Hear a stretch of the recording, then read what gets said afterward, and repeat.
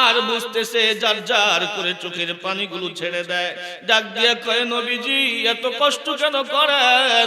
এই তায়েববাসী যারা আপনাকে চিনে না, যারা আপনাকে বোঝে না, পাথর মেরে রক্তাক্ত করে দিল, আসেন আমরা তাদের জন্য আল্লাহর কাছে দোয়া করি। নবী বলেন, আজ জিবরাইল না, ও যায়েদ না, আমি দোয়া করতে পারি না। জিবরাইল হাজির হয়ে গেল, ইয়া রাসূলুল্লাহ, ইয়া হাবিবাল্লাহ, যদি আপনি বলেন আমি এই দুইটা পাহাড়ের মাঝখানে চাপ দিয়ে তাদেরকে ধ্বংস করে দিব। আল্লাহর নবী বলেন, জিবরাইল না, আমি বদদুয়ার জন্য পৃথিবীতে আসি নাই। আরে জিবরাইল জাননি, আমি তাদেরকে বদদুয়া করে ধ্বংস করব না। আমি আশা করি তাদের সন্তানেরা একদিন দিনের ইসলাম গ্রহণ করবে। তারা যদিও আমাকে না মানে, কিন্তু তাদের সন্তানেরা আমাকে মানবে। নবী দোয়া করে নাই, বদদুয়া করে নাই। এরপরে নবীজি আল্লাহর কাছে দোয়া করতেছেন, আল্লাহুম্মা ইলাইকা আশকু দুফা কুওয়াতি ওয়া কিল্লাতা হিলাতি হাওয়ানি আলান নাস। আল্লাহ গো, আমি আমার কমজোরি তোমার কাছে পেশ করি, আমি আমার দাওয়াতের কমজোরি তোমার কাছে পেশ করি। আয় আল্লাহ, মানুষের বেহুরমতি তোমার কাছে পেশ করি। কিন্তু তারা নবীকে এইভাবে সালাম দেয় নাই। তারা নবীজিকে সালাম দিয়েছে, আসসালামু আলাইকা ইয়া আউয়ালু, আসসালামু আলাইকা ইয়া আখিরু, আসসালামু আলাইকা ইয়া হাশির বলিয়া বলেন। সালামটার ধরনটা ভিন্ন না। এই সালাম শুনছেন? এভাবে কেন সালাম দিলেন? জিবরাইল কয়, হুজুর সালামের জবাব দেন। নবীজি সালামের জবাব দিলে, কিন্তু তারা এইভাবে সালামটা কেন দিল? সালামের অর্থ হলো আসসালামু আলাইকা ইয়া আউয়াল, এই যিনি প্রথম তার উপরে সালাম। তার অর্থ হইল আল্লাহ তাআলা নবীজিকে সবার আগে বানাইছেন। আল্লাহু আকবার! সবার আগে আমার নবী। সবার আগে কে? আমার ভাইয়েরা, বন্ধুরা, আদম আলাইহিস সালাতু ওয়াস সালাম বলেন, নবী বলেন, আমি তখনও নবী ছিলাম যখন আদম পয়গম্বর পানি এবং মাটি দ্বারা যে খামিরা বানাইছিল, যখন আদম আলাইহিস সালাম ফেক আর পানির মধ্যে মিশ্রিত অবস্থায় ছিল, তখনও আমি পয়গম্বর। জোরে কোন সুবহানাল্লাহ। সবার আগে আমার নবী। সবার আগে কে? আমার নবীকে আল্লাহ তাআলা সবার আগে সৃষ্টি করেছেন। এই জন্য তারা বলেছেন আসসালামু আলাইকা ইয়া আউয়াল, এরপরে বলেছেন আসসালামু আলাইকা ইয়া আখির। আখির মানে সর্বশেষ। সর্বশেষ কারণ আমার নবীকে আল্লাহ সবার আগে বানাইছে, কিন্তু পৃথিবী পাঠাইছে সবার পরে। ঠিক কিনা জোরে কর। আমার ভাইরা, বন্ধুরা, এরপরে বলেছেন আসসালামু আলাইকা ইয়া হাশির। হাশির মানে কি জানেননি? মানে যিনি হাশরের মাঠে সমস্ত মানুষের সরদার হবেন। সমস্ত হাশরবাসী যেদিন বিশ্ব নবীর চরণ তলে বিশ্ব নবীর সম্মানের কাছে মাথা নত করবে। নবী জিবরাইল ডাক দিলেন, হুজুর এই যে জামাত আপনারা সালাম দিল, এদেরকে চিনেননি? এরা হলো ঈসা আলাইহিস সালাম, মুসা আলাইহিস সালাম, আদম আলাইহিস সালাতু ওয়াস সালাম, নবীদের জামাত। এরপরে বললেন, প্রথম যে বুড়ি মহিলা ডাকছে নিজের দিকে, এটা কে চিনেন? এটা হলো দুনিয়া। দেখি দুনিয়া। একজন বুড়ি নারীকে দেখলে যেমন মনে হয় তার জীবন শেষ, হায়াতটাও শেষের দিকে, অল্প সময় বাকি আছে, ঠিক কিনা? ঠিক তেমনি ভাবে দুনিয়ারও হায়াত শেষ, দুনিয়ারও অল্প সময় বাকি আছে। যেমন বুড়া মানুষের হায়াত অল্প বাকি থাকে, এই পৃথিবীরও হায়াত একেবারে অল্প বাকি আছে। দুই নম্বরে যে বুড়া লোকটারে দেখলেন, হুজুর এই বুড়াটা হলো শয়তান। তারও তো বয়স কম হইছে না? কি কন? শয়তানের বয়স কম হইছে মনে করেন? হ্যাঁ, কি মিলাইয়া দিব? কেমনে মিলাইবেন জানেননি? ওই দিন যারা আলেম হবে, হাফেজ হবে, তাদেরকে হাসরের মাঠে আল্লাহ উঠাইবেন, তাদের সঙ্গে তাদের মা বাবা উঠাইবেন, ছেলে সন্তান উঠাইবেন, সবাইকে নিয়ে জান্নাতে যাওয়ার জন্য আল্লাহ সুসংবাদ দান করবেন। সুবহানাল্লাহ। শুধু তাই না, যদি কেউ আলেমের সাথে মুহাব্বত রাখে, সম্পর্ক রাখে, আলেমের সঙ্গে ভালোবাসা রাখে, মুহাব্বত করে, এই মুহাব্বতের কারণেও হাসরের ময়দানে তার জান্নাতের ব্যবস্থা হয়ে যাবে। একজন আলেমকে আল্লাহ যখন জান্নাত দিবেন, হাফেজকে যখন আল্লাহ জান্নাত দিবেন, তখন আল্লাহকে বলবে, আল্লাহ গো, আমি তো ওই আব্দুল গনি মাস্টার ইসলামী হাফিজিয়া মাদ্রাসায় পড়েছিলাম। আল্লাহ, শুধু নিজের জন্য আমল করি নাই, আমার মা বাবা ছিল, আমি আমার মা বাবার জন্য আমল করেছি। আল্লাহ আমার মা বাবাকে জান্নাত দেন, মা বাবাকে জান্নাত দেওয়া হবে। এরপরে বলবে আল্লাহ শুধু নিজের জন্য আমল করে। বিসমিল্লাহির রহমানির রহিম। রাসূল আরবি সাল্লাল্লাহু আলাইহি ওয়াসাল্লাম যখন তায়েফ গেলেন দ্বীনের দাওয়াত নিয়া, মায়ার নবী, দয়ার নবী, উম্মতের দরদি নবী, তায়েফে গিয়া তায়েফের সর্দারদেরকে দ্বীনের দাওয়াত দেওয়ার জন্য চিন্তা করলেন। নবী ভাবলেন তায়েফের সর্দারদেরকে যদি আমি দ্বীনের দাওয়াত দিয়ে ইসলাম বুঝাইতে পারি, ইসলাম কবুল করাইতে পারি, তাহলে হয়তো ইসলাম প্রচার করা সমাজের মধ্যে সহজ হয়ে যাবে। তায়েফের 3 ভাই ছিল তায়েফের সরদার। একজনের নাম হলো আব্দে ইয়ালিল, আরেকজনের নাম হলো মাসউদ, আরেকজনের নাম হলো হাবিব। দয়ার নবী, মায়ার নবী সাল্লাল্লাহু আলাইহি ওয়াসাল্লাম এই 3 সর্দারকে সর্বপ্রথম ইসলামের দাওয়াত দিলেন।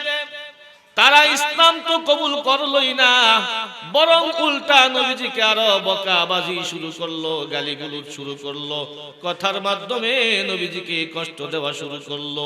একজন বলল, মুহাম্মদ, তোমাকে আল্লাহ তাআলা যদি নবী বানায়া পাঠায়া থাকে তাহলে খানায়ে কাবার পর্দার ইজ্জত থাকবে না, খানায়ে কাবা ভেঙে যাবে। আরেকজন বলে, মুহাম্মদ, তোমাকে আল্লাহ নবী বানায়া পাঠাইছে আর মানুষ পায় নাই, তোমার এই বুঝে পাঠাইছে, আর কোনো মানুষ সমাজে ছিল না, তোমার মতো একটা লোককেই বুঝি আল্লাহ নবী বানায়া পাঠানোর দরকার হলো। জোরে কোন নাউজুবিল্লাহ। আরেকজন ডাক দিয়ে বলে, মুহাম্মদ, তোমার সঙ্গে আমি কোনো কথা বলতে চাই না, কারণ তোমার সঙ্গে কথা বলতে গেলে সমস্যা আছে। তুমি যদি বাস্তবিক পক্ষে নবী হইয়া থাকো তাহলে তোমার বিরোধিতা করা চলবে না, আমি ধ্বংস হয়ে যাইব। আর যদি তুমি নবী না হও তাহলে তুমি অযোগ্য, তোমার সঙ্গে কথা বলার কোনো প্রয়োজন নাই। এইভাবে নবীকে তুচ্ছ তাচ্ছিল্য করতেছে। শুধু তাই না, তারা তো নবীজিকে প্রশ্রয় দিল না, ইসলাম গ্রহণ করলো না, বরঞ্চ তারা নবীজিকে কষ্ট দেওয়া শুরু করলো। এমন কষ্ট দিতে লাগলো, নবীজিকে সমাজের বখাটে ছেলেদের হাতে সুপুর্দ করে দিল। কেউ নবীকে পাগল বলে, কেউ নবীকে তিরস্কার করে তুচ্ছ তাচ্ছিল্য করতেছে। এমন সময় বখাটের ছেলেরা নবীজিকে তায়েফের মাটিতে পাথর নিক্ষেপ করা আরম্ভ করলো। আল্লাহর নবী সাল্লাল্লাহু আলাইহি ওয়াসাল্লামকে তায়েফের ময়দানে বখাটে ছেলেরা পাথর নিক্ষেপ করতে করতে যখন নবীজিকে রক্তাক্ত করে ফেলে, নবীজির সঙ্গে ছিলেন যায়েদ ইবনে হারেস। এই যায়েদ ইবনে হারেস রাদিয়াল্লাহু তাআলা আনহু নবীজিকে কাফেরদের আঘাত থেকে বাঁচার জন্য চতুর্দিক দিয়া, যেদিক দিয়া পাথর আসে ওদিক দিয়া এই নবীজিকে নিজের দেহটা ওদিক দিয়া দাঁড় করায়া দেয়। যেদিক দিয়া পাথর আসে যায়েদ ওই দিকে চলে যায় নবীজিকে হেফাজতের জন্য। কিতাবের মধ্যে লেখে যায়েদ রাদিয়াল্লাহু তাআলা আনহুর শরীরটা রক্তাক্ত হইয়া যায়। যায়েদ নবীজিকে বাঁচানোর জন্য চতুর্দিক দিয়ে পাথর ঠেকায়, কিন্তু 2 জন মানুষকে যখন শত শত মানুষ পাথর মারে কেউ তো আর রক্ষা পায় না। নবীজির শরীর থেকে রক্তগুলো ঝরতেছে, নবীজি ক্লান্ত হয়ে যাইতেছে। আহারে পাষণ্ডরা, কেমন মানুষের গায়ে পাথর মারলি রে? যে মানুষটার গায়ে মশা মাছি বসে নাই, যে মানুষটার গায়ে কোনোদিন মশা মাছি বসে নাই, যে মানুষটা রাস্তা দিয়ে হাঁটলে প্রচন্ড রোদের মধ্যে আকাশের পাখিরা ছায়া দিয়ে ডানা মেলে নবীজিকে ছায়া দিত, যে মানুষটা রাস্তা দিয়ে হাঁটলে প্রচন্ড রোদের মধ্যে মেঘমালারা তাকে ছায়া দিত, যে মানুষটা রাস্তা দিয়ে হাঁটলে চতুষ্পদ জানোয়াররা তাকে সালাম জানাইতো, যে মানুষটা ওহুদের ময়দানের ওহুদের পাহাড়ের পাশ দিয়ে যখন যায় নবী বলেন, ওহুদ একটা পাহাড়, আমাকে ভালোবাসে, আমিও তারে ভালোবাসি। ওহুদ পাহাড় পর্যন্ত নবীকে সালাম জানায়। ওই মানুষটাকে তায়েফের পাষণ্ডরা চিনল না, মক্কার কাফেররা চিনল না। এমন একটা মানুষ, যেই মানুষকে গাছে চিনে, মাছে চিনে, জানোয়ারেরা চিনে, কিন্তু মক্কার পাষণ্ডরা চিনতে পারে না। বনের পশু চিনল যারে, চিনল না হয় মানুষ তারে। বনের পশু চিনল যারে, চিনল না হায় মানুষ তারে। আল আহাদের ডাক দিলে তাই, আল আহাদের ডাক দিলে তাই, কাফের বেদিন পাথর মারে, চিনল না হায় মানুষ তারে। আবু জাহেল লাহাবেরা মন্দ কাজে ছিল সেরা, আবু জাহেল লাহাবেরা মন্দ কাজে ছিল সেরা। আকাশ বাতাস হয় যে বাড়ি, আকাশ বাতাস হয় যে বাড়ি, তাদের হাজার নাচারে, চিনল না হায় মানুষ তারে। বনের পশু চিনল যারে, চিনল না হায় মানুষ তারে। পাগল বলে দেয় যে তারা, ভিটে মাটি করে ছাড়া, পাগল বলে দেয় যে তারা, ভিটে মাটি করে তারা।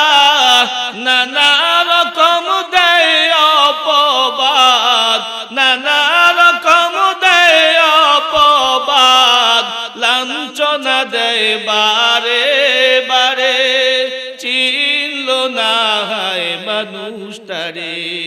বনের পশু চিনল যারে, চিনল না হায় মানুষ তারে। খুদার প্রিয় দয়াল নবী, আমার প্রিয় ধ্যানের ছবি, খুদার হাবিবি দয়াল নবী, আমার প্রিয় ধ্যানের ছবি। রহম হয়ে এলে ধরায়, রহম হয়ে এলে ধরায়, অদম মানুষ চিনল না রে, চিনল না হায় মানুষ তারে। বনের পশু চিনল যারে, চিনল না হায় মানুষ তারে।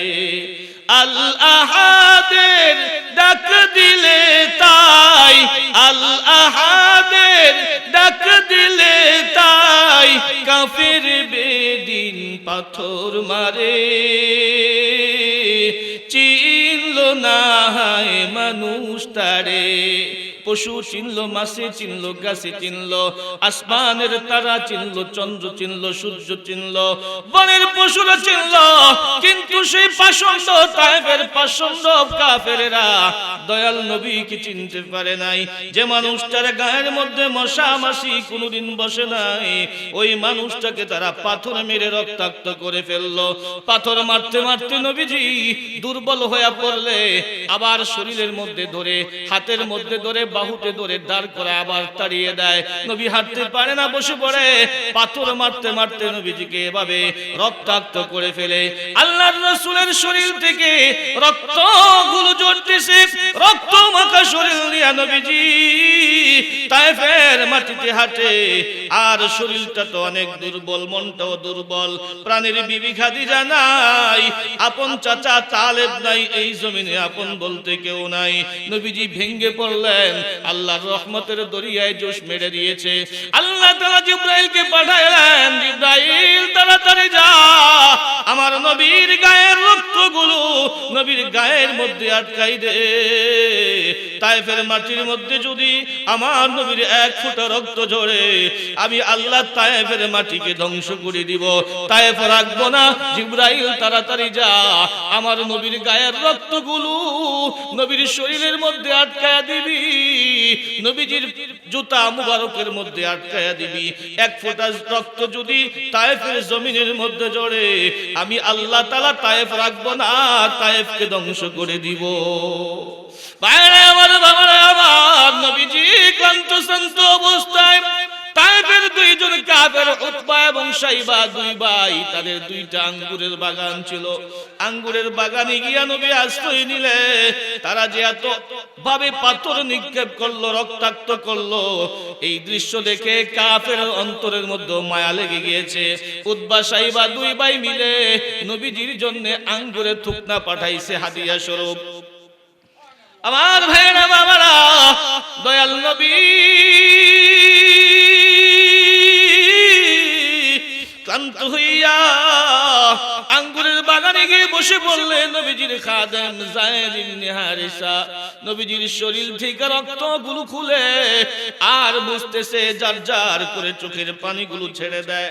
ডাক দিয়া কয়, নবীজি এত কষ্ট কেন করেন? এই তায়েববাসী যারা আপনাকে চিনে না, যারা আপনাকে বোঝে না, পাথর মেরে রক্তাক্ত করে দিল। আসেন আমরা তাদের জন্য আল্লাহর কাছে দোয়া করি।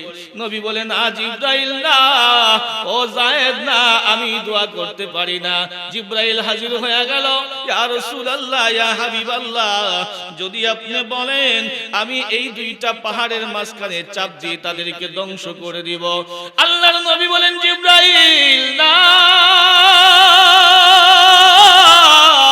আমি বদদুয়ার জন্য পৃথিবীতে আসি নাই। আরে জিবরাইল জাননি, আমি তাদেরকে বদদুয়া করে ধ্বংস করব না। আমি আশা করি তাদের সন্তানেরা একদিন দিনের ইসলাম গ্রহণ করবে। তারা যদিও আমাকে না মানে, কিন্তু তাদের সন্তানেরা আমাকে মানবে। নবী দোয়া করে নাই, বদদুয়া করে নাই। এরপরে নবীজি আল্লাহর কাছে দোয়া করতেছেন, আল্লাহুম্মা ইলাইকা আশকু দুফা কুওয়াতি ওয়া কিল্লাতা হিলাতি হাওয়ানি আলান নাস। আল্লাহ গো, আমি আমার কমজোরি তোমার কাছে পেশ করি, আমি আমার দাওয়াতের কমজোরি তোমার কাছে পেশ করি। আয় আল্লাহ, মানুষের বেহুরমতি তোমার কাছে পেশ করি। আল্লাহ, ইয়া আরহামুর রাহিমিন, আনতা রব্বুল মুস্তাদাফিন। আল্লাহ গো, তুমি না দুর্বলদের প্রভু, আমার মতো অসহায় এই জমিনে কেউ নাই। আল্লাহ, আমার বাবা নাই, মা নাই, আমার বিবি আমাকে সাহায্য করেছিল, আমার চাচা আমারে সাহায্য করেছিল, এই জমিন থেকে তারাও বিদায় হয়ে গেছে গো আল্লাহ। আল্লাহ, বড় আশা লইয়া তায়েবের মাটিতে এসেছি দিনের দাওয়াত দেওয়ার জন্য। আল্লাহ, তুমি আমারে কার কাছে সুপুর্দ করলা? তুমি কি এমন শত্রুর কাছে সুপুর্দ করলা যেই শত্রু আমাকে শেষ করে দিতে চায়? নাকি কোনো বন্ধুর কাছে সুপুর্দ করলা যেই বন্ধুর কাছে আমার মালিকানা তার হাতে দিয়া দিছো? আল্লাহ, তুমি যদি চাও রে মালিক আমি তাদের হাতে নিষ্পেষিত হইতে, আমি আল্লাহ হাজার বার রাজি আছি। তুমি যদি আমার প্রতি গুসা না হও, এমন শত কষ্ট, শত বেদনা, শত নির্যাতন আমি তোমার দ্বীনের জন্য বরদাস্ত করতে রাজি আছি। আল্লাহ, আমি শুধু তোমার সাহায্য চাই, যেই সাহায্যের মাধ্যমে আমি আমার ঈমানের উপরে অটল থাকতে পারি। আল্লাহ, তুমি যেই নূর দিয়া সুবহে সাদিকের অন্ধকার দূর করিয়া আলোকিত করে দাও, তোমার সেই সাহায্যের মাধ্যমে দুনিয়ার সমস্ত জটিলতাগুলো আসান হয়ে যায়। তোমার সেই রহমত আমি চাই, তুমি আমাকে সাহায্য করো। আকাশের মতো মোর হৃদয়টা করে দাও, জমিনের মতো তুমি ধৈর্য দিয়ে দাও। আকাশের মতো মোর হৃদয়টা করে দাও, জমিনের মতো তুমি ধৈর্য দিয়ে দাও।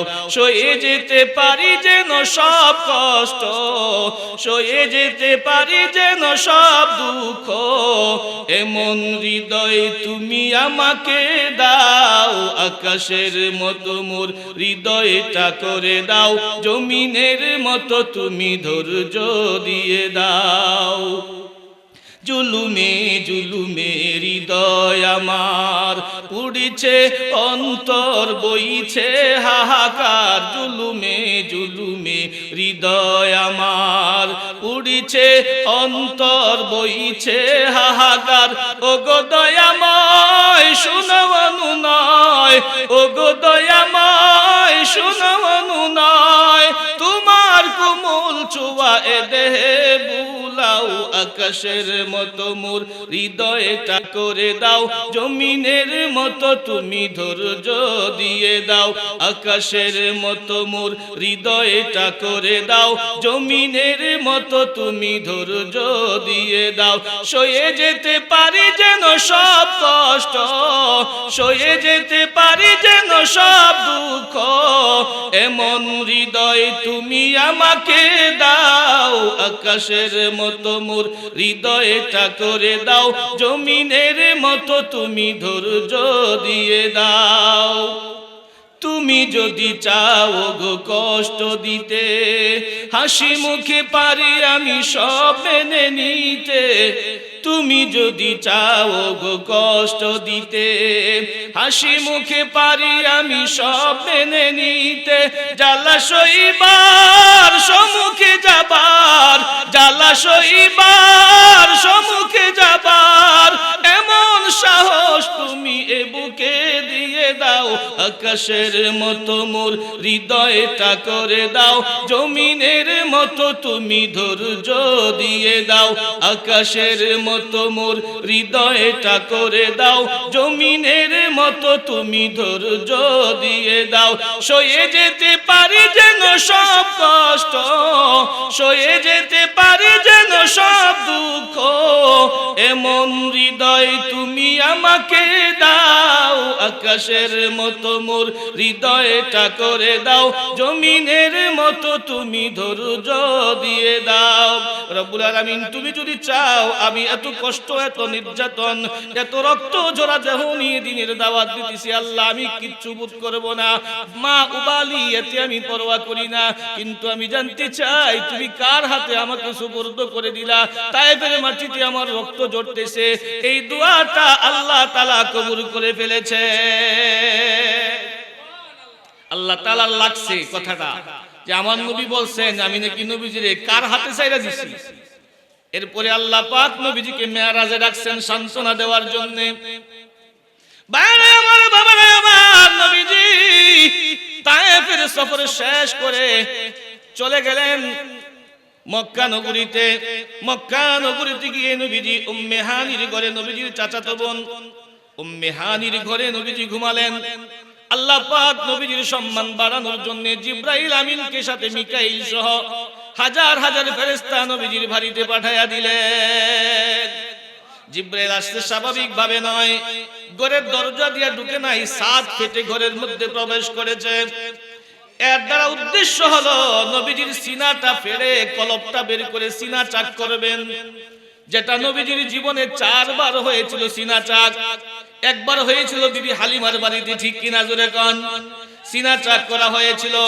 এভাবে জীবনে 4 বার হয়েছে সর্বশেষ মেরাজের রজনীতে হয়েছে এরপরে নবীজিকে উম্মে হানির বাড়ি থেকে নিয়ে খানায় কাবায় নিয়ে গেলেন হাতিমে কাবার মধ্যে নবী ঘুমাইলেন কিছুক্ষণ পর হাতিমে কাবা থেকে উঠাইয়া নবীজির সিনা চাক করলেন বক্ষ বিদীর্ণ করলেন বক্ষ বিদীর্ণ করে কলব মুবারক বের করে হাউজে কাউসারের পানি দিয়া জমজম পানি দিয়া ধুইলেন এরপরে সোনালী স্বর্ণের এক পেয়ালার মধ্যে রেখে ঈমান এবং হিকমত দিয়া ভরপুর করে কলব মুবারককে আপন জায়গায় রেখে দিয়েছে বাইরে আমার বন্ধুরা আমার জিবরাইল ডাক দিয়ে বললেন হুজুর আপনাকে এই মুহূর্তে আল্লাহ তাআলার দরবারে যেতে হবে আল্লাহ রাব্বুল আলামিন আপনাকে নিমন্ত্রণ জানিয়েছেন জোরে বলেন সুবহানাল্লাহ বাইরে আমার বন্ধুরা আমার ওই যে নবীজি বলছেন আল্লাহ কার হাতে আমাকে ছেড়ে দিলেন আল্লাহ তাআলা নবীজিকে সান্তনা দেওয়ার জন্য ডাক দিবেন অতি কাছে আসছে কিনা বুরাক নিয়ে হাজির হইলেন বুরাক কারে বলে বুরাক শব্দের অর্থ কি বুরাকের বারকুন থেকে আর বারকুন মানে বিজলি বিদ্যুতের গতি সবচেয়ে বেশি ঠিক কিনা এই বুরাকটার গতিও সবচেয়ে বেশি বিদ্যুৎ গতি বুরাক সে যত দূর পর্যন্ত দেখে এক লাফে তত দূর চলে যাইতে পারে নবী আপনি বুরাকে ওঠেন আপনাকে আল্লাহ নিমন্ত্রণ জানাইছে এখান থেকে বাইতুল মুকাদ্দাস যাবেন সেখান থেকে সপ্ত আকাশ পাড়ি দিয়া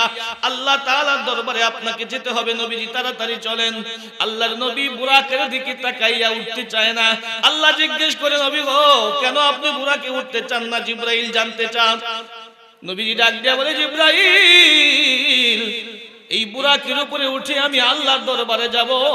হাসরের ময়দানে আমার আল্লাহ আমার উম্মতের জন্য বুরাকের ব্যবস্থা করেছেনি। একটু জোরে বলে আল্লাহু আকবার, আরো জোরে বলে আল্লাহু আকবার। অসুবিধা হইতেছে নাকি? ভাইরা আমার, বন্ধুরা আমার, আল্লাহ তাআলা জানাইলেন, নবী গো, উম্মতের তোমায় এত দয়া গো নবীজি, আমি আপনার প্রত্যেকটা উম্মতের জন্য জান্নাতের মধ্যে বুরাকের ব্যবস্থা করব। এবার নবী বুরাকের মধ্যে উঠতে চায়, কিন্তু বুরাক অভিমান করে, নড়াচড়া করে। জিবরাইল ডাক দিয়ে কই, বুরাক, তুমি কার জন্য এত নড়াচড়া করতেছো? তুমি কার সামনে অভিমান করতেছো? তুমি জানো না? বুরাক, যেই নবীকে আল্লাহ না বানাইলে কুল কায়নাত বানাইতো না, পাহাড় পর্বত গ্রহ নক্ষত্র কিছুই বানাইতো না, যে আল্লাহকে না বানাইলে আল্লাহ আরশ কুরসি লৌহ কলম বানাইতো না, সেই মহান ব্যক্তি তোমার পিঠে আরোহণ করবে, তুমি এমন করো কেন?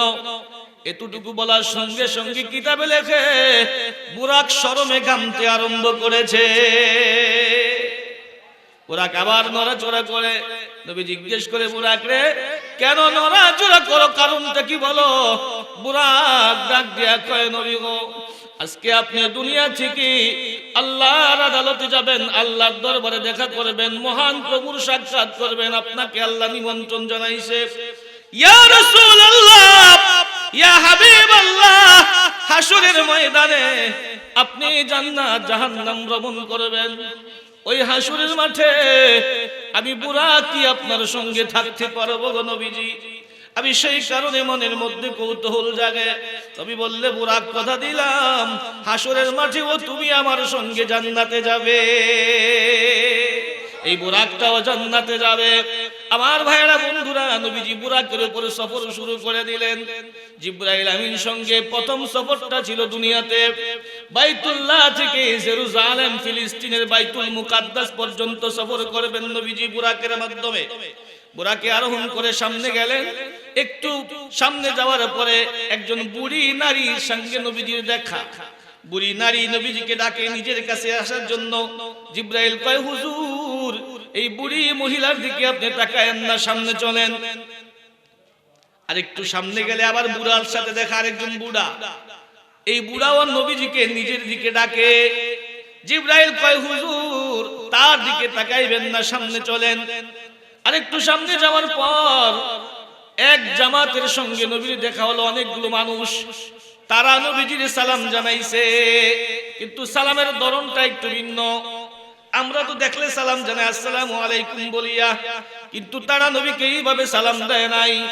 তারা নবীজিকে সালাম দিয়েছে আসসালামু আলাইকা ইয়া আউয়ালু, আসসালামু আলাইকা ইয়া আখিরু, আসসালামু আলাইকা ইয়া হাশির বলিয়া। বলেন, সালামটার ধরনটা ভিন্ন নি? ভিন্ন না? এই সালাম শুনছেন? এভাবে কেন সালাম দিলেন? জিবরাইল কয়, হুজুর, সালামের জবাব দেন। নবীজি সালামের জবাব দিলে, কিন্তু তারা এইভাবে সালামটা কেন দিল? সালামের অর্থ হলো আসসালামু আলাইকা ইয়া আউয়াল, এ যিনি প্রথম তার উপরে সালাম। তার অর্থ হইল আল্লাহ তাআলা নবীজিকে সবার আগে বানাইছেন। আল্লাহু আকবার! সবার আগে আমার নবী। সবার আগে কে? আমার ভাইয়েরা, বন্ধুরা, আদম আলাইহিস সালাতু ওয়াস সালাম বলেন, নবী বলেন, আমি তখনও নবী ছিলাম যখন আদম পয়গম্বর পানি এবং মাটি দ্বারা যে খামিরা বানাইছিল, যখন আদম আলাইহিস সালাম ফেক আর পানির মধ্যে মিশ্রিত অবস্থায় ছিল, তখনও আমি পয়গম্বর। জোরে কোন সুবহানাল্লাহ! সবার আগে আমার নবী। সবার আগে কে? আমার নবীকে আল্লাহ তাআলা সবার আগে সৃষ্টি করেছেন। এই জন্য তারা বলেছেন আসসালামু আলাইকা ইয়া আউয়াল, এরপরে বলেছেন আসসালামু আলাইকা ইয়া আখির। আখির মানে সর্বশেষ। সর্বশেষ কারণ আমার নবীকে আল্লাহ সবার আগে বানাইছে, কিন্তু পৃথিবীতে পাঠাইছে সবার উপরে। ঠিক কিনা জোরে কর। আমার ভাইরা, বন্ধুরা, এরপরে বলেছেন আসসালামু আলাইকা ইয়া হাশির। হাশির মানে কি জানেননি? মানে যিনি হাসরের মাঠে সমস্ত মানুষের সরদার হবেন। সমস্ত হাসরবাসী যেদিন বিশ্ব নবীর চরণ তলে বিশ্ব নবীর সম্মানের কাছে মাথা নত করবে। নবী জিবরাইল ডাক দিলেন, হুজুর এই যে জামাত আপনারা সালাম দিল এদেরকে চিনেননি? এরা হলো ঈসা আলাইহিস সালাম, মুসা আলাইহিস সালাম, আদম আলাইহিস সালাতু ওয়াস সালাম নবীদের জামাত। এরপরে বললেন, প্রথম যে বুড়ি মহিলা ডাকছে নিজের দিকে, এটা কে চিনেন? এটা হলো দুনিয়া। দেখি দুনিয়া, একজন বুড়ি নারীকে দেখলে যেমন মনে হয় তার জীবন শেষ, হায়াতটাও শেষের দিকে, অল্প সময় বাকি আছে, ঠিক কিনা? ঠিক তেমনি ভাবে দুনিয়ারও হায়াত শেষ, দুনিয়ারও অল্প সময় বাকি আছে। যেমন বুড়া মানুষের হায়াত অল্প বাকি থাকে, এই পৃথিবীরও হায়াত একেবারে অল্প বাকি আছে। দুই নম্বরে যে বুড়া লোকটারে দেখলেন হুজুর, এই বুড়াটা হলো শয়তান। তারও তো বয়স কম হইছে না, কি কন? কি শয়তানের বয়স কম হইছে মনে করেন? হ্যাঁ, আদম আলাইহিস সালামের আগে না, এও বুড়ো হয়ে গেছে। এই দুইজন যে দেখছেন আপনি, দুজনে আপনাকে ডাকছে না কাহা? এর উদ্দেশ্য হলো দুনিয়াও চায় মানুষকে দুনিয়ার গোলাম বানাইতো, শয়তানও চায় মানুষকে শয়তানের কি বানাইতো? গোলাম বানাইতো। দুজনের উদ্দেশ্য হলো নিজের কাছে ডাকা। এই জন্য তারা আপনাকে কাছে ডেকেছে। একটু পরে নবীজি সামনে চলেন, কষ্ট হইতাছে। নবীজি সামনে যাওয়ার পর একটা জমিনের মধ্যে গেলে নবীজিকে জিবরাইল কয়, হুজুর এখানে নামেন, 2 রাকাত নামাজ পড়েন। হুজুর এই জায়গাটা জানেননি কোন জায়গা? ইয়া রাসূলুল্লাহ, এই জায়গাটা হলো ইয়াসরিব। এই জায়গাটা কি? ইয়া রাসূলুল্লাহ, কিছুদিন পর এমন একটা সময় আসবে মক্কার কাফেররা আপনাকে জ্বালাতন করবে, নির্যাতন করবে। আল্লাহর হুকুমে আপনাকে এই জায়গার মধ্যে হিজরত করে আসতে হবে। ওই জায়গাটাই হলো বর্তমানে ইয়াসরিব। আপনি যখন হিজরত করবেন ওই জায়গাটা হবে মদিনাতুল মুনাওয়ারা। আল্লাহু আকবার।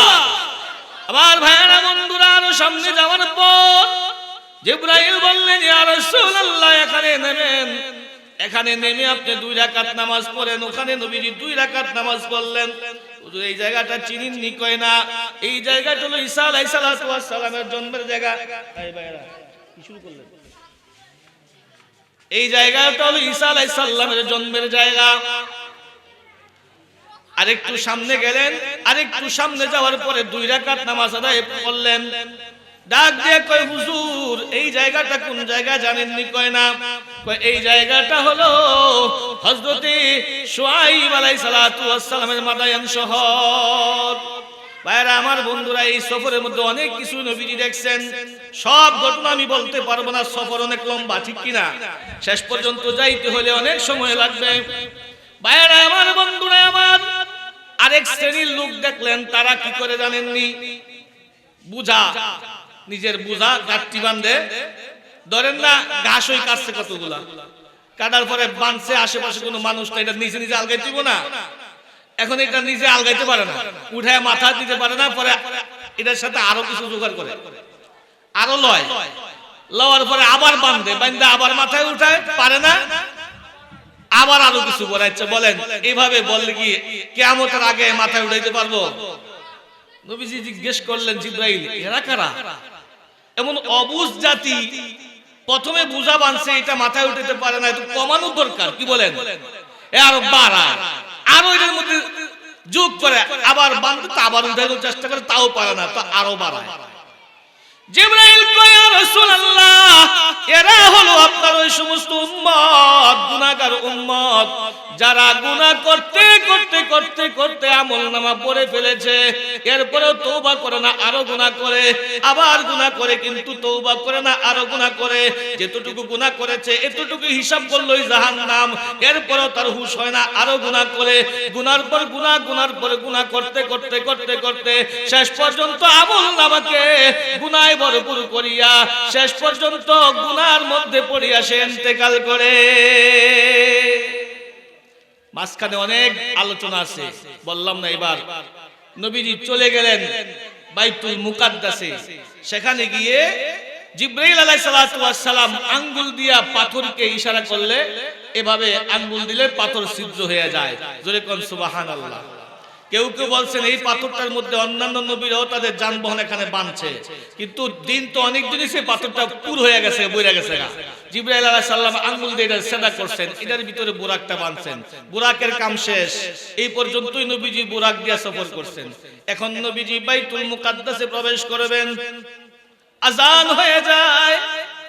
মুয়াজ্জিন আজান দিয়ে ফেলেছে, এখন নামাজ পড়াবে কি, ইমামতি কে করবেন? হাজার হাজার নবী পয়গম্বরগণ অপেক্ষায় আছেন, কে ইমামতি করবেন? কারো সাহস নাই আজকে ইমামতি করার জন্য। আল্লাহর নবী সাল্লাল্লাহু আলাইহি ওয়াসাল্লাম ওযু করার পর জিবরাইল আলাইহিস সালাতু ওয়াস সালাম নবীজিকে ডানার মধ্যে ধরে ইমামতির সামনে দাঁড় করায় দিলেন। বাদাজি গুয়ামনাতে মুস্তাফা আকে আলম ইয়া ফাতাজ নূর আশফা সাইয়্যিদে কাউনাইন খাতমুল মুরসালিন আখরামুদ বুওয়াদ ফখরুল আউয়ালিন শুধু ওয়াজুদাশ রাহমাতাল লিল আলামিন মসজিদে ও শুধু হামারু এ জমিন মসজিদে ও শুধু হামারু এ জমিন। আল্লাহু আকবার। নবীজি সেখানে ইমামতি করলেন, সমস্ত পয়গম্বররা নবীজির পিছনে ইমামতিতে দাঁড়াইলেন, ইক্তেদা করলেন। নামাজ শেষ করার পর জিবরাইল আলাইহিস সালাতু ওয়াস সালাম জিজ্ঞাসা করে, ও নবীজি আপনি জানেননি আপনি কার ইমামতি করলেন? আপনার পিছনে কারা কারা ইক্তেদা করেছে? নবী গো, আপনার পিছনে ইমামতি করেছে, আপনি যে ইমামতি করেছেন আপনার পিছনে মুক্তাদি হয়েছে লক্ষ লক্ষ পয়গম্বর নবী রাসূলগণ। এই ইমামতিতেই নবীজির শ্রেষ্ঠত্ব প্রকাশ পাইছে, ঠিক কিনা জোরে করে? এই ইমামতিতে নবীজি কি পাইছে? শ্রেষ্ঠত্ব প্রকাশ পেয়েছে। সমস্ত নবীরা নবীজির পিছনে ইক্তেদা করেছেন। আমার নবী হচ্ছেন ইমাম, ইমামুল মুরসালিন, ইমামুন নবিয়িন।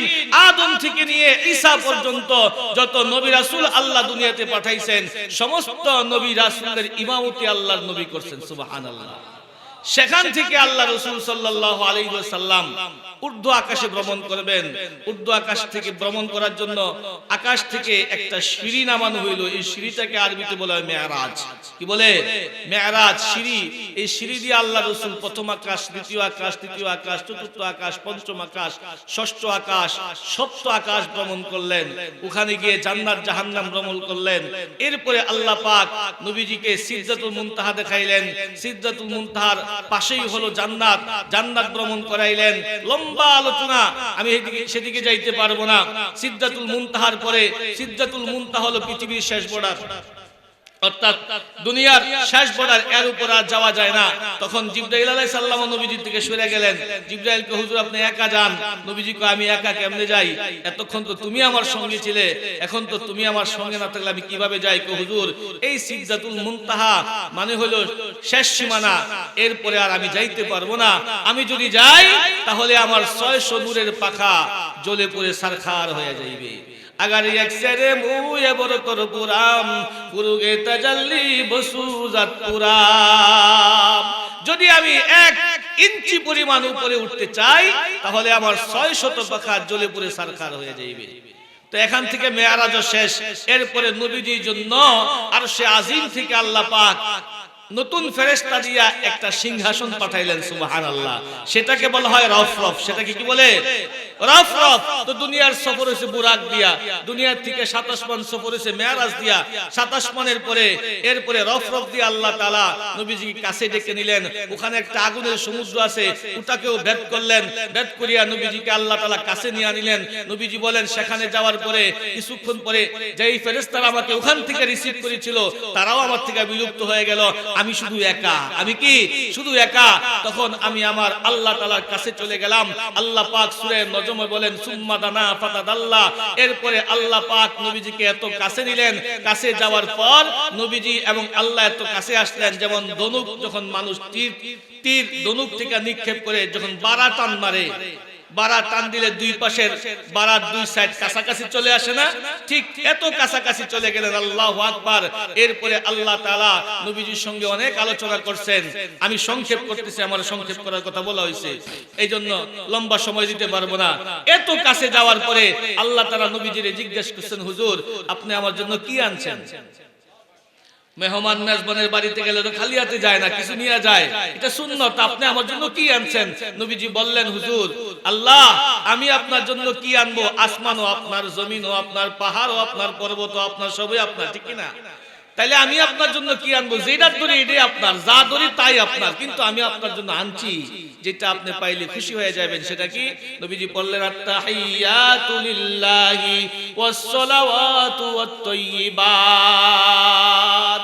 আমার কওলি ইবাদত, আমার শারীরিক ইবাদত, আমার মানসিক ইবাদত, জবান দিয়া যত প্রশংসা করি সব আপনার, শরীর দিয়া যত ইবাদত করি সব আপনার, আমার কওলি, আমার ফি'লি, আমার কাজকর্ম দ্বারা, আমার কথা দ্বারা, আমার শরীর দ্বারা যত ইবাদত করব, যত প্রশংসা করব সব আপনার। আল্লাহ তাআলা খুশি হয়ে বললেন আসসালামু আলাইকা আইয়ুহান নাবিয়্যু, নবীজি আমার পক্ষ থেকে আপনার উপর সালাম বর্ষিত হোক। আল্লাহ রাসূল বললেন না আল্লাহ, এই সালাম আমি একা নিজের জন্য নিব না। আল্লাহু আকবার। দয়ার নবী, উম্মতের মায়ার নবী, আরশে আজিমে গিয়েও গুনাহগার উম্মতকে ভুলে না। আল্লাহ রাসূল তখন বললেন আসসালামু আলাইনা, আল্লাহ সালাম আমি সবার জন্য নিলাম, আমার উম্মতের জন্য নিলাম, ওয়া আলা ইবাদিল্লাহিস সলিহিন, আমার যত উম্মতেরা আসবে কিয়ামতের আগ পর্যন্ত যত উম্মতেরা নেক আমল করবে, আজকের মেরাজের এই বিশেষ সালাম সবার জন্য আমি নিয়ে নিলাম। জোরে বলেন আল্লাহু আকবার। আমার ভাইরা, এরপরে আল্লাহ তাআলা নবীজিকে 50 ওয়াক্ত নামাজ দিবেন, ঠিক কি না? 50 ওয়াক্ত নামাজ নিয়ে নবীজি চলে আসলেন। মুসা আলাইহিস সালাম ফেরত পাঠাইলেন 9 বার। কয়বার পাঠাইছেন? 9 বার, 5 ওয়াক্ত করে কমাইছে। এরপরে শেষবারের মাথায় মুসা আলাইহিস সালাম বললে আবারও যান। নবীজি বললে আমি আর যাইতে পারবো না, কারণ প্রতিবারে আল্লাহ 5 ওয়াক্ত করে কমায়, এবার গেলে যদি 5 ওয়াক্ত রেখে দেয় তো আমি কি নিয়ে যাবো? বাজারে গেলে ছোট্ট ছোট্ট সন্তানাদি বাড়িতে থাকলে বাপ মার একটা টেনশন থাকে, বাজার যতই করি কিন্তু চিপস আর চানাচুর বা কিছু একটা বাচ্চাদের জন্য নেওয়া লাগবে, ঠিক কিনা? না হয়তো বাচ্চারা হাতের দিকে তাকায় থাকবে।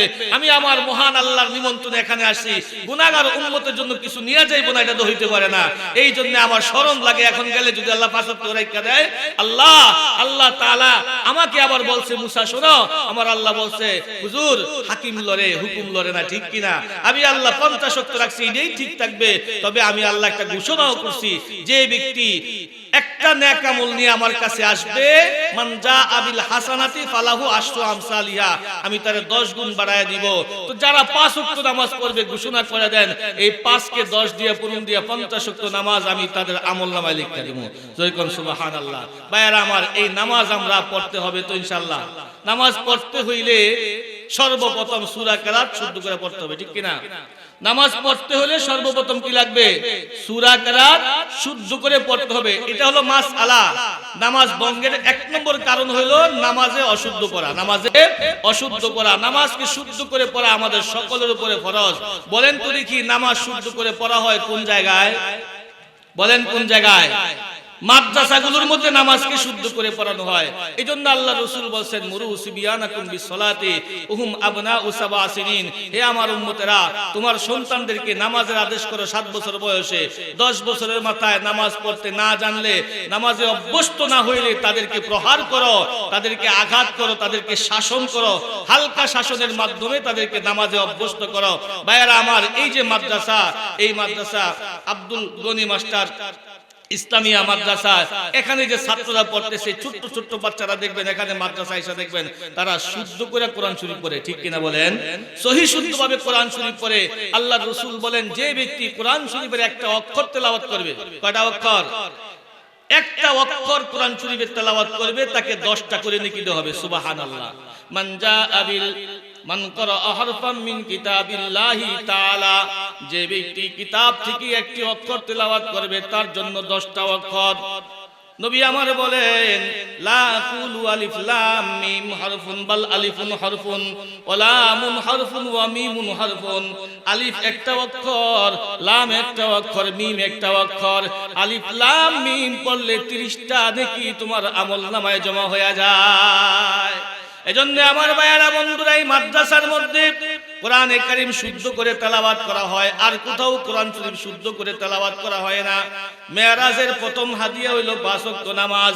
এই 5 ওয়াক্ত নামাজ যদি কোনো বান্দা ঠিকমতো পড়তে হয়, তাহলে কোরআন শরীফ শুদ্ধ করে পড়তে হবে। এই কোরআনুল কারীম শুদ্ধ করে পড়ানো হয় মাদ্রাসায়, হাফিজিয়া মাদ্রাসায়, নুরানি মাদ্রাসায়। আমার ভাইয়েরা বন্ধুরা, আমি শুধু আমার সন্তানকে নামাজের জন্যই কোরআন শিখাইবো না, কোরআন শিখাইবো কোরআন অনুযায়ী আমল করার জন্য, কোরআন অনুযায়ী জীবন গড়ার গড়ার জন্য। আপনার সন্তান যদি মাদ্রাসায় পড়ে কোরআন অনুযায়ী জীবন গড়ায়, আল্লাহর নবী বলেন হাসরের মাঠে এই সন্তানকে আল্লাহ বিনা হিসাবে জান্নাত দান করবেন। শুধু বিনা হিসাবে জান্নাত দান করবেন এতটুকুই শেষ না, একজন হাফেজে কোরআন পরিবার থেকে 10 জন মানুষকে সুপারিশ কইরা জান্নাতে নেওয়ার জন্য আল্লাহ অনুমতি দিবেন।